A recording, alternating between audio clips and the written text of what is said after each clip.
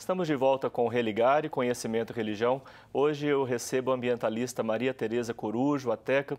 Nós estamos falando sobre os impactos da mineração no meio ambiente. E quando falamos de meio ambiente, estamos falando da nossa vida, não só da natureza, mas também da vida de comunidades, da vida de pessoas. Esse paradigma, Teca, que nós comentávamos ainda há pouco, de que nós precisamos da mineração, esse é o caminho, esse é pior que isso, esse é o único caminho. Esse paradigma será eterno? Primeiro que não tem como ser eterno, porque o minério que está ali é Vai finito. acabar um dia, né? E já está na fase final, assim, em muitos dos lugares. Então, e é um paradigma que era urgente que mudasse. Por quê? Porque os impactos, como a gente já viu, são muito grandes. E esse paradigma, ele é imposto. Ele é imposto à sociedade, porque, na realidade, esse minério, por exemplo, de Minas, no mínimo 80% é para exportação. Então, nós estamos tirando reservas estratégicas à custa de perdas ambientais e sociais gravíssimas para exportar esse bem mineral para fora. E os países no exterior ficam com essa reserva estratégica. Ou seja, no nosso entendimento, é até uma burrice de fazer isso, porque você não vai pegar o seu coração, o seu pulmão, para dar para uma outra pessoa, porque são órgãos vitais. Então, os bens minerais, ainda mais associados à água, à biodiversidade, a paisagens, eles são coisas que são de soberania nacional. Eles poderiam ser solidariamente compartilhados com outros povos que precisassem daquilo para algum bem coletivo, mas nunca para acúmulo de lucro e riquezas para acionistas, para manter um mercado de ações mundial sempre aquecido. Isso não faz o menor sentido. Então, esse paradigma realmente ele precisa ser o mais rápido possível superado, eliminado. talvez. Né? Superado e eliminado. Nós estamos passando por uma crise hídrica e pouco se fala do impacto da atividade da mineração sobre esta crise. A culpa é só de São Pedro? Não, de jeito nenhum. A culpa não é só de São Pedro. Existe, sim, uma questão climática. Essa metáfora que as pessoas falam, usam, né? Coitado de São Pedro. Ele é o menos culpado disso, porque, além do mais, as chuvas estão menores e o regime de chuvas está muito alterado. E não tem nada a ver com São Pedro, tem a ver com uma raça humana que, nos últimos 100 anos, principalmente, vem causando desequilíbrios na natureza terríveis. Então, e a questão da mineração, no caso aqui nosso, por exemplo, do quadrilátero, que sempre foi chamado ferrífero, porque eles olham o bem de ferro para explorar, e nós hoje chamamos de quadrilátero aquífero. Isso não é dito, por exemplo, que nessa região do quadrilátero, a água está precisamente nas camadas de ferro. Então, quando a mineração de ferro chega e explode os topos das serras, que são as cangas têm o papel de uma esponja, onde a água vai infiltrando e vai limpando e vai fazer um papel de um filtro natural perfeito. E aí se acumula no minério de ferro. Então, a mineração chega e dinamita o minério de ferro. E quando encontra água lá dentro, ela faz essa água, ou reusa 80%, como ela fala, ou ela vai pondo para outros lugares. Ou seja, aquele aquífero que estava ali no interior da terra e que era o que garantia nascentes brotando em outros lugares, às vezes quilômetros adiante, deixam de cumprir esse papel. Isso não é falado. Então, por exemplo, se fala muito que os reservatórios de Rio Manso, Vargem das Flores, que estão sem água, e não se diz, por exemplo, que naquela região toda tem um grande impacto de minerações ao longo dos últimos 20, 30 anos. Poucas pessoas sabem que na história da Serra da Piedade há também uma disputa entre a igreja, ambientalistas e as mineradoras.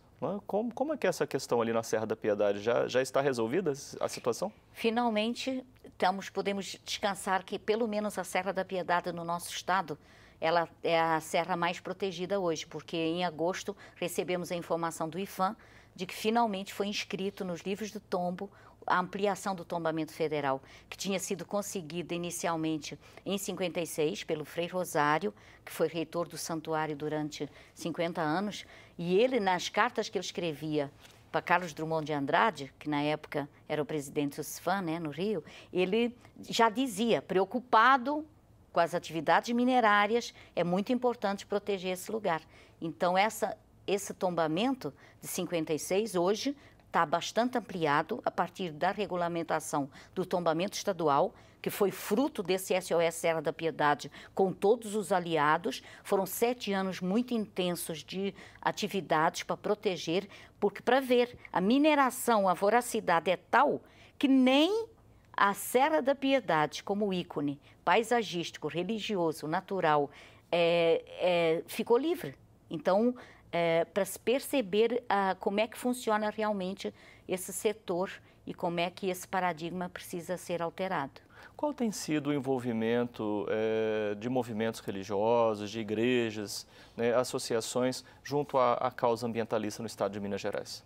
A gente percebe que tem sido assim, em vários lugares a igreja tem tido um papel muito relevante. Então, na minha caminhada pessoal, por exemplo, na igreja lá, no caso da Serra da Piedade, o tempo da atuação do reitor, o padre Marcos, foi fundamental para se conseguir muitas das conquistas que se conseguiu para proteger a Serra da Piedade. E a gente, por exemplo, está articulado com outros grupos, como no Maranhão, os combonianos, o Padre Dário, e agora tem um movimento articulado da igreja, né, que gerou inclusive um documentário fantástico, Igrejas de Mineração, que inclusive envolve religiosos da América Latina. Então, sim, a gente está percebendo que, finalmente, talvez essa questão mineração, ela possa ser abraçada pela instituição igreja.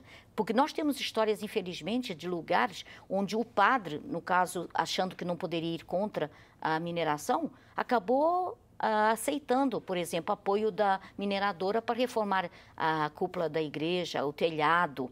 E isso faz com que depois ele tenha que ficar silencioso. Porque depois, como é que ele vai chegar numa audiência pública e dizer que aquela mineração vai impactar uma comunidade se ele recebeu algum tipo de apoio? Então, isso, havia ambas as situações. Então, em muitos lugares, o apoio da igreja foi fundamental e em outros lugares, infelizmente, isso não aconteceu.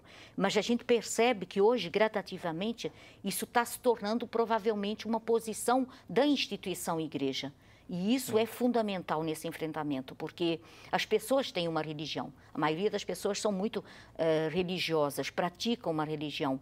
Então, se a própria igreja assumir essa necessidade de mudança desse paradigma, isso vai ser muito importante para a gente conseguir. Que papel pode exercer o Papa Francisco neste momento? O Papa Francisco já está exercendo esse papel. Há um mês atrás, houve uma reunião no Pontifício Conselho, ele não pôde participar. 3 pessoas aqui de Minas estiveram lá e eu conversei com a Patrícia.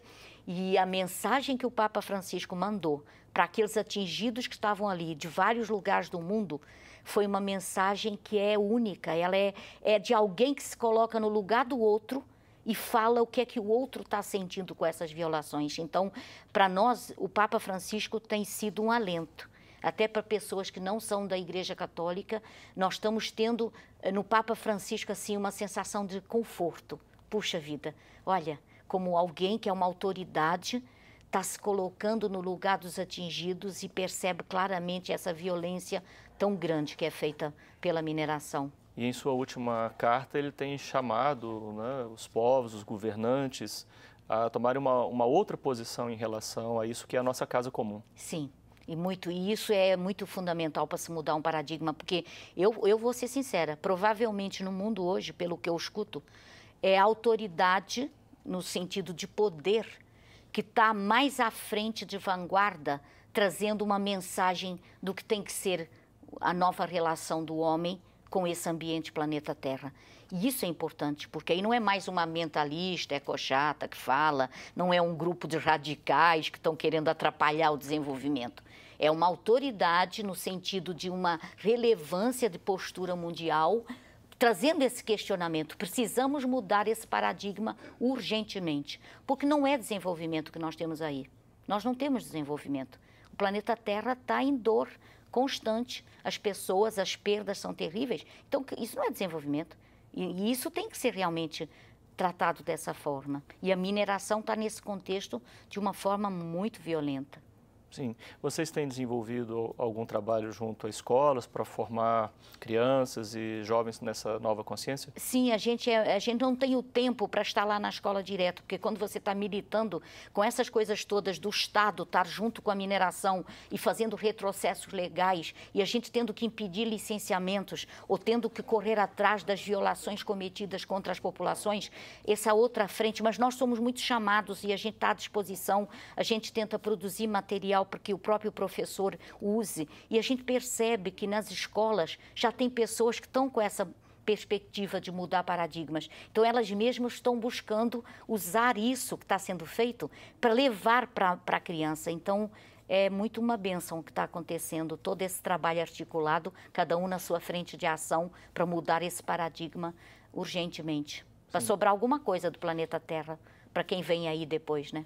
Você falou ainda há pouco do documentário Igrejas e Mineração. Foi através dele que nós, aqui na produção do Religare, chegamos até vocês e consideramos muito importante trazer esse tema aqui para o Religare. Saibam que vocês estão fazendo um papel importantíssimo, porque muitas pessoas que vão estar assistindo o seu programa, esse programa, não vão estar sabendo disso e vão ter a oportunidade de, a partir daí, ficar mais atentos, principalmente porque a mídia tradicional não está trazendo isso para a população.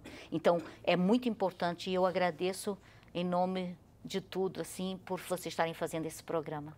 Teca, muito obrigado pela sua participação aqui no Religare. Muita força e coragem na luta. Grata. O Religare, Conhecimento e Religião é um projeto de extensão do Programa de Pós-Graduação em Ciências da Religião da PUC Minas. Conheça as nossas atividades acessando a página www.pucminas.br/ppgcr.